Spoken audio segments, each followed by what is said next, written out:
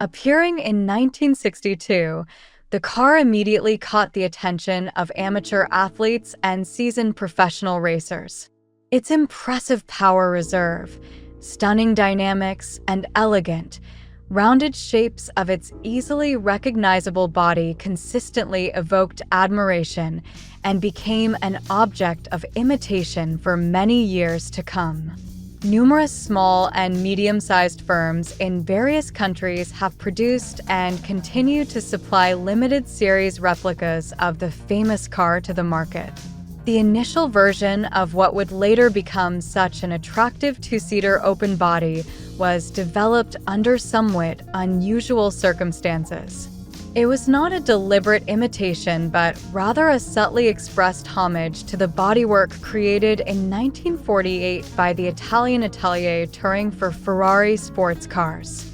During that period, the English firm Cobra began producing such a successful welded chassis for sports cars that it sparked a wave of imitations. One of these was the Tejero, designed by the then little-known English engineer John Tejero at the request of racer Cliff Davis. With the new car fitted with a specially designed body maximally approximating the lines of the Tejero, Cliff achieved significant success on the racetracks.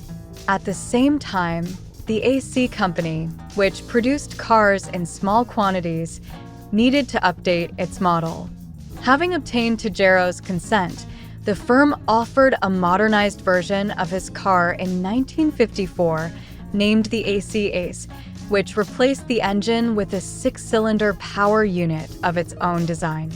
The godfather of the Cobra car was Texan and former racer Carroll Shelby, who organized the supply of modified AC Ace chassis and body kits to the USA, adapted for the Ford Fairlane engine and transmission.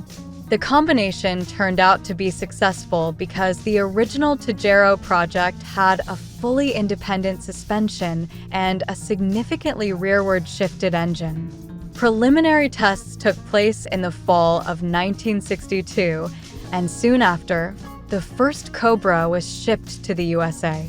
Everything went smoothly from there, with chassis and bodies being sent to California, where Shelby set up the assembly of engines and transmissions on English semi-finished products in the workshops of the then famous sports car firm Scarab. To accommodate the new power unit with almost double the power compared to the original, the frame, suspension elements, rear axle, and radiator size had to be strengthened, and all wheels were equipped with disc brakes. The first 75 cars received 4.2-liter engines with 250 horsepower.